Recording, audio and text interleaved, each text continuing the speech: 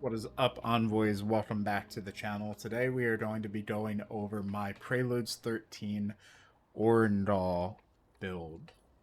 And this just in, the number one doubter of Oro's Ranger, a Spirit Grace split, finally gave it a proper try. And I do believe it is the best pairing for a general Orendall build, given the options that it opens up for your weapon loadouts.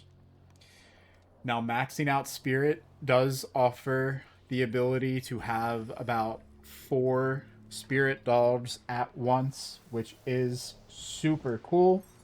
But getting to that point in itself is pretty difficult. In order to get to the 4 dogs, what I did is I tested with 37 Spirit, which is the highest I could get without replaying any Fables, using a Dancing Galdar, and using the Sprout Bulk Shoot. So the cutoff for being able to get 4 Spirit Wolves at once has got to be somewhere between 37 and 42 Spirit.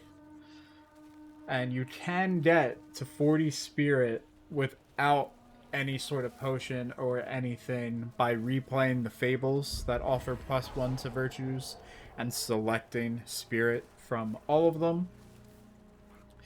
Being Envoy rank 16, which I am, is also probably a requirement as well, as Envoy rank increases the more total virtues you get access to have your Prism move around.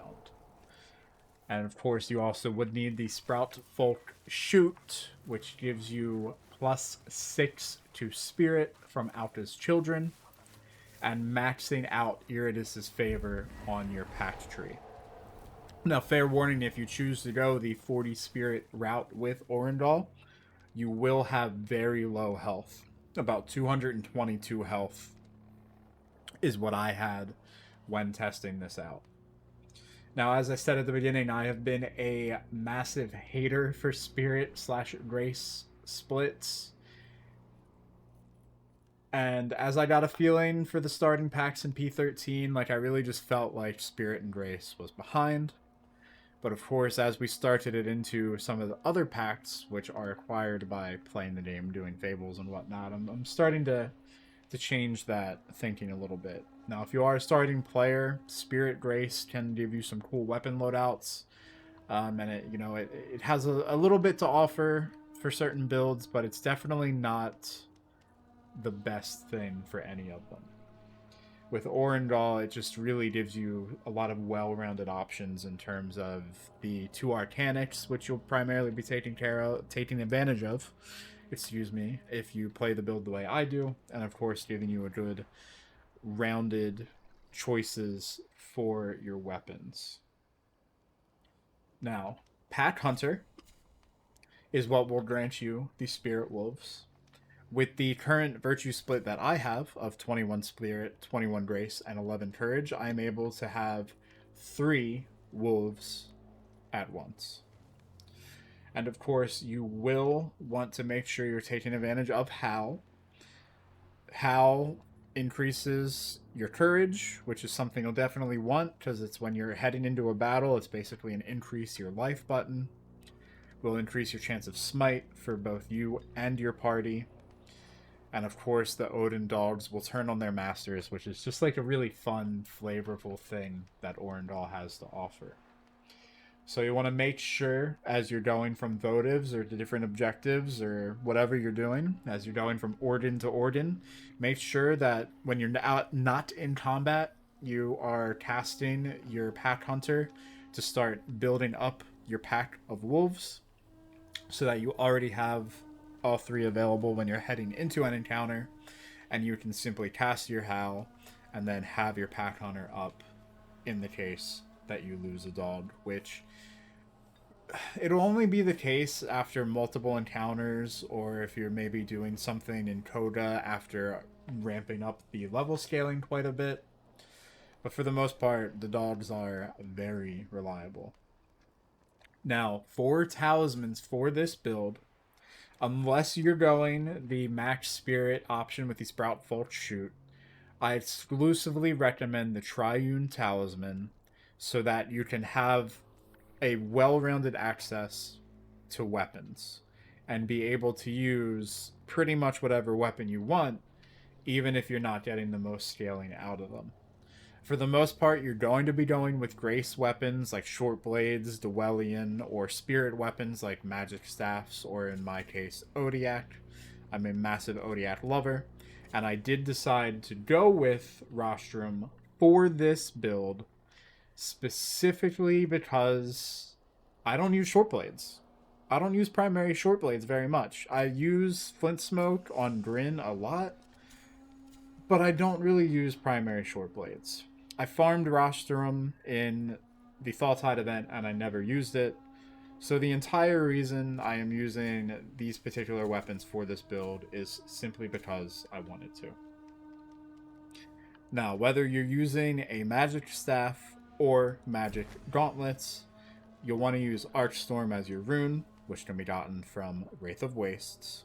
You'll want to use any sort of totems that can increase your armor, seeing as your health will be a little squishy. Increased smite chance is still, in my opinion, the best thing you can use in this slot. And I am a fan with magics of the increased attack speed. You can really notice it. Even though 15% sounds small, you can really, really notice the difference. Now, for my short blade, I am, of course, using Flint Smoke. Flint Smoke's #1 fan over here. Obviously, it's what I'm going to be using. And, of course, increase to your armor. Increase smite chance. Seeing as I don't really have any other totems that stand out to me in terms of their effects for the top right area, I've decided to go with reducing armor on smite pulls. Seeing as the way I'm doing this build, none of the virtues are particularly like really high. So you're not getting quite as much scaling in terms of the damage with the virtues. So being able to reduce armor a little bit definitely does help more than you would think. And as is one of my favorite things to pair with Flint Smoke on short blades is the 35% damage to a nearby enemy with my maxed out Scavenger. Now for armor, for Oro's Ranger as your Virtue Prism, I have found the Mockery set to be by far the best armor in terms of trying to max out your total armor with a Spirit Grace split. It scales really well all around, gets you up to that 93, gives you a pretty well-rounded amount of each particular stat, being physical, magic, and stagger. And if you are going to use Max Spirit, the Wazard set from Orendall is by far the best thing. Now, before I get to mention, the Mockery set is from the Thricebound Impid or Thricebound Impid 2, which I believe doesn't have its own name yet, which is the Dungeon Agari. And either of those will give you a chance to get the Mockery armor. Now, the Steel Singer set is also really good for high spirit builds, scales really well, is very comparable to the Wazard's Robes, and is even something we could use now, given our 21 spirit, since we're hitting that minimum virtue requirement to scale it up a bit. But it is much harder to get. The Steel Singer set is from the Odin Basilicums, which are kind of annoying to farm, or the Collector event, which in playing recently since Preludes 13, I have noticed the Collector event showing up more, but the Steel Singer set is definitely among the rarer armor sets in the game. So that pretty much covers about the build. Virtue Prisms in the current system, they're limiting a little bit in terms of your weapons, but they aren't that much if really learn to work around it. And as we have gotten through these Preludes 13 build videos, I have gotten a lot of more insight into the new Virtue and Virtue Prism systems. And the more I use and reflect, the more I really do like the new systems. Obviously, they're not perfect. Obviously, there are things that are going to be getting updated and changed. And we've already seen a lot of what DE's plans are. As I'm recording this video, Envoy Hour 8 just wrapped up, and I have not had the opportunity to watch it yet myself. I'm going to be watching it as I edit this video, work on the thumbnail, and whatnot. But I'm sure they had lots of incredible information for us. But getting back to the whole Virtue System Preludes 13 thing, armor, in my opinion, just feels better and gives more pull to want to have all of the armor. It gives more allure to me to collect it all, allowing us to use a larger variety in the armor in the game feels very good to me in particular. And having certain armors be better for certain builds does not really bother me much when we already have the bestitching system, the transmog system in the game. I think it would definitely feel a little bad if we didn't have a way to customize our appearance regardless of armor. But personally, it does not bother me at all. I understand how some people will feel it's very limiting and you can't just run whatever you want now. But it also has eliminated one armor set simply being the best. Before Preludes 13, the only armor I ever used was the Mendicant King armor, and you really didn't have much of a reason to go and farm for other armor sets outside of whatever you thought was the best or felt the best. The weapon system feels more solid to me at its core. The more time I spend with different weapons, blessing them, trying different combinations of blessing, trying to add like an individual pip or whatnot, and using the different amounts of scaling, the more I want to see either an increased access to more total virtue points overall to be available in any way DE wants, whether they want to buff the Pact trees to give us more, which, maybe they already gave us some of this information on Envoy Hour. We'll find out.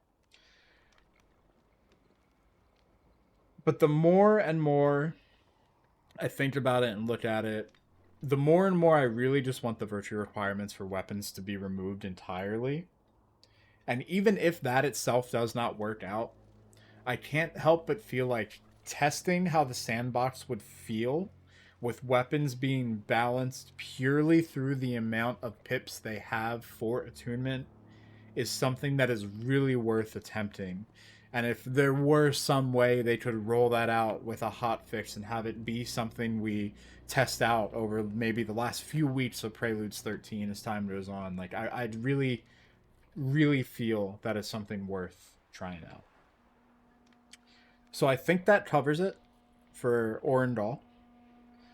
Thank you for watching this video if you've made it this far. Make sure you subscribe, drop a like, leave a comment down below, whether it's about the build or about any other questions you have about Soulframe, this wonderful game that we have from DE. And of course, it's now February 24th. We're 2 days away from the Marathon Server Slam. On February 26th, that'll be my big resurgence and come back to longer streams over on Twitch. So make sure you hit up my Twitch link in the description. And even though the main focus of those streams is going to be Marathon, I am going to be giving away 5 Soulframe Preludes keys to anyone lucky enough to pop in and either ask for it or be in there for when we're doing giveaways. Yeah, thanks again, and peace out, Envoys.